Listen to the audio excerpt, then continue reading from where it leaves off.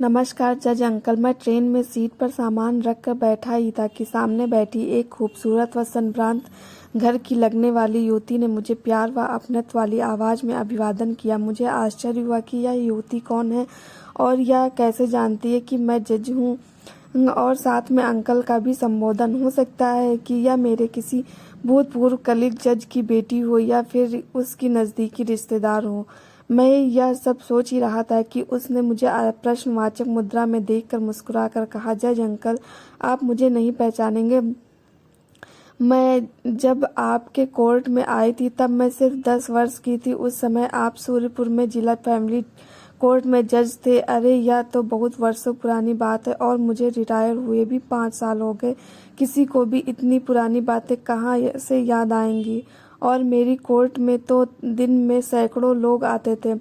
सबके बारे में कैसे कोई याद रख पाएगा। सोचते हुए मैं उसे अभी तक प्रश्नवाचक दृष्टि से देख रहा था और वह शायद समझ गई थी कि मैं उसे अभी तक पहचान नहीं पाया हूँ। अंकल, मैं अल्हड़ी। उस समय आपके कोर्ट में मेरे मम्मी पापा के तलाक का केस चल रहा था और उस केस की कार्यवाही के दौरान आपने एक दिन मुझसे पूछा था कि बेटा तुम्हें किसके साथ रहना है।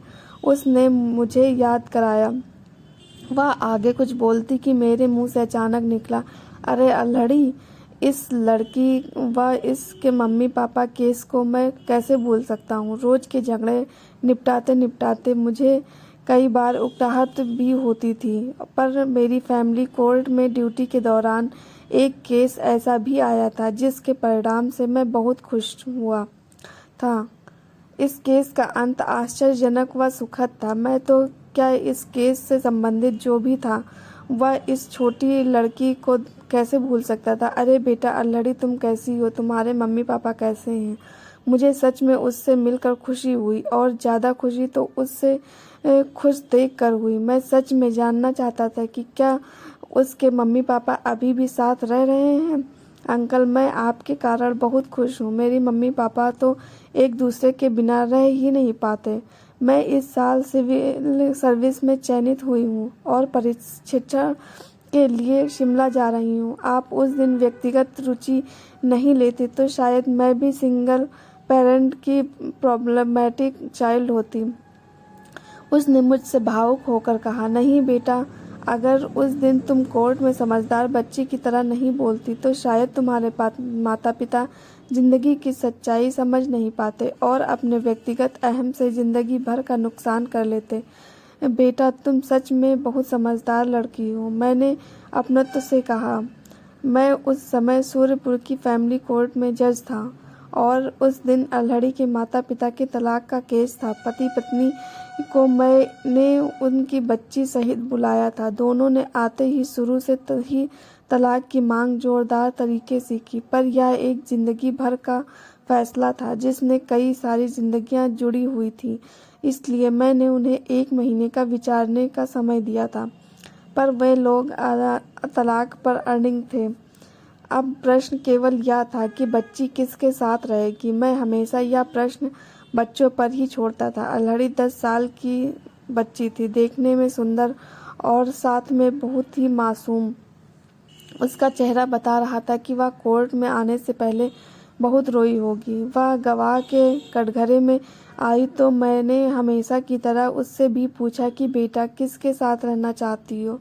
सामान्यतया बच्चा जिसके करीब होता है उसके साथ रहने को कहता है, क्योंकि बच्चे को यह पता नहीं होता कि क्या हो रहा है। उसने कुछ देर बाद बोलना शुरू किया, मेरा जन्म इन्हीं से हो गया। क्या यह मेरा फैसला था? यदि मेरे जन्म का फैसला मेरे हाथ में होता तो मैं शायद ही इनके द्वारा जन्म लेती। मेरे जन्म के लिए ये लोग साथ रह सकते थे, तो पालने के समय ये लोग किस अधिकार से अलग हो सकते हैं? जब मेरे जन्म का फैसला मेरे हाथ में नहीं था तो पालने का फैसला मैं कैसे कर सकती हूँ? जज अंकल, आप जो भी फैसला करें वह मुझे मंजूर है। उसने अपने आंसू रोकते हुए बेबसी से कहा। एक छोटी सी बच्ची के मुंह से इतनी गंभीर बात सुनकर पूरे कोर्ट रूम में सन्नाटा सा छा गया। शायद मुझे जिंदगी में पहली बार पिन ड्रॉप लाइसेंस का मतलब समझ में आ रहा था। अचानक कोर्ट रूम में जोर जोर से हिचकिच कर रोने की आवाज़ सुनाई दी। अल्हड़ी के माता पिता दोनों जोर जोर से रो रहे थे। मुझे तलाक नहीं चाहिए जज साहब। मेरा पति भले ही दारू पिए, मुझे मारे या फिर बाहर गुलछर्रे उड़ाए, मैं उसके साथ रहने चली जाऊंगी। मेरे जीवन या मेरी भावनाओं से ज़्यादा मेरी बेटी की ज़िंदगी ज़रूरी है। उसे अपने माँ और पिता दोनों की छत्रछाया की ज़रूरत है।